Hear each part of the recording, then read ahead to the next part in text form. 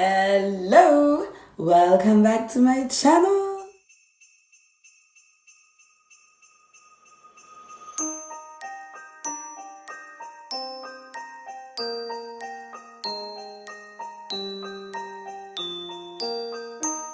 J'espère que tout le monde va bien en cette journée absolument splendide et ensoleillée.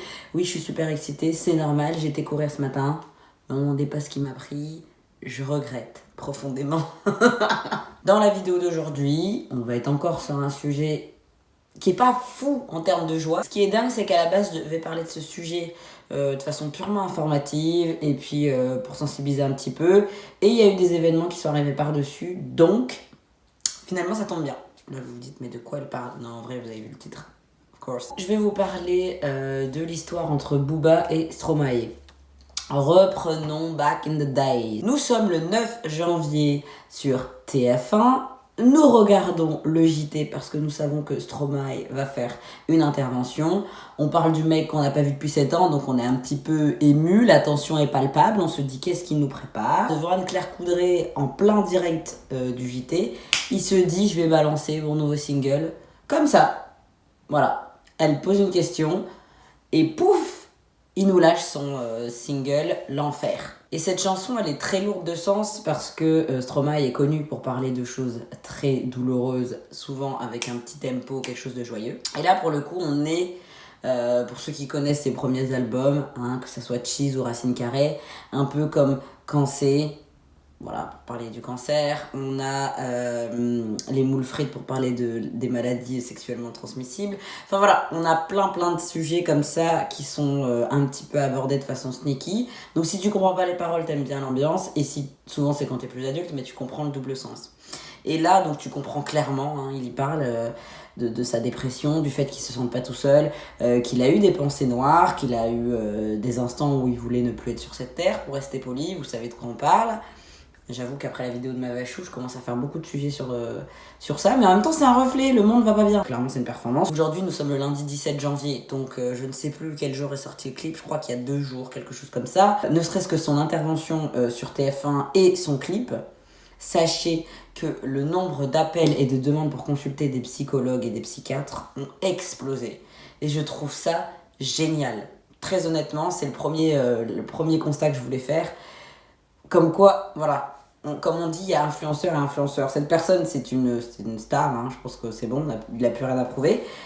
Il a toujours une facilité à traiter les sujets les plus difficiles avec une légèreté et en même temps tellement de profondeur. Je trouve que c'est une personne qui a une écriture absolument folle. On l'a pas vu sur les planches, etc. pendant 7 ans, mais sachez qu'il était derrière.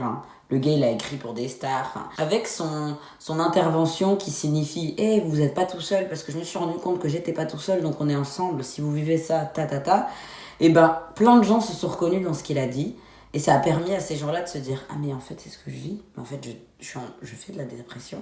Mais en fait, j'ai des idées noires, mais je ne vais pas bien. » Parce qu'il y a plein de personnes qui sont dans le déni.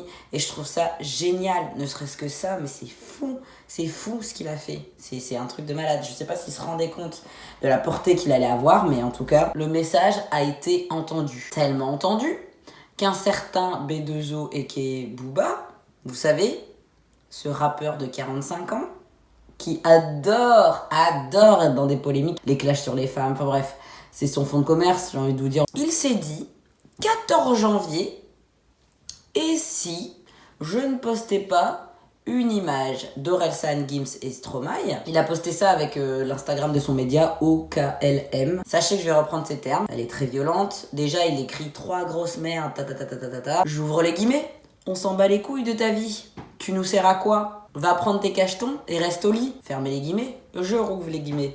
L'autre, il revient gonflé au Xanax sur TF1. Le Xanax étant un antidépresseur que vous pouvez avoir sous prescription. C'est un médicament, donc il l'a pas comme ça parce qu'il s'ennuie. Si tu prends du Xanax, c'est que ça ne va pas, clairement. Il nous parle de sa dépression. Mais frérot, le monde entier est en train de couler. On t'a pas attendu pour déprimer. Nous, on n'a plus aucune liberté. Fermez les guillemets.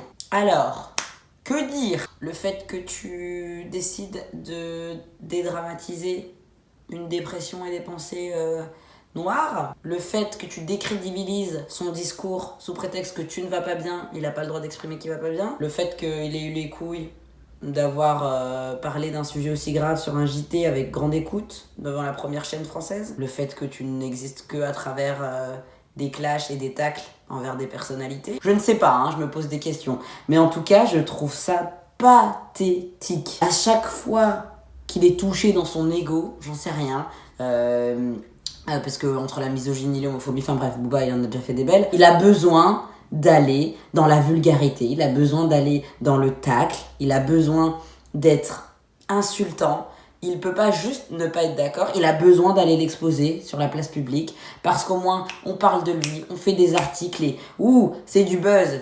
Pour moi, c'est l'équivalent de Jazz dans la télé-réalité, qu'on parle de moi en bien ou en mal, tant qu'on parle de moi, ça me va. Et lui, il est exactement comme ça. Littéralement, tu fais plus de bruit en allant t'attaquer à des personnages publics qu'en faisant des sons. Il faut peut-être te remettre en question. Prends tes réseaux. Au lieu d'écrire des messages pareils, prends tes réseaux.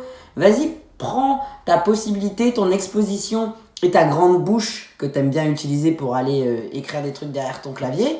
Et vas-y, fais une interview, parle du fait que tu ne vas pas bien.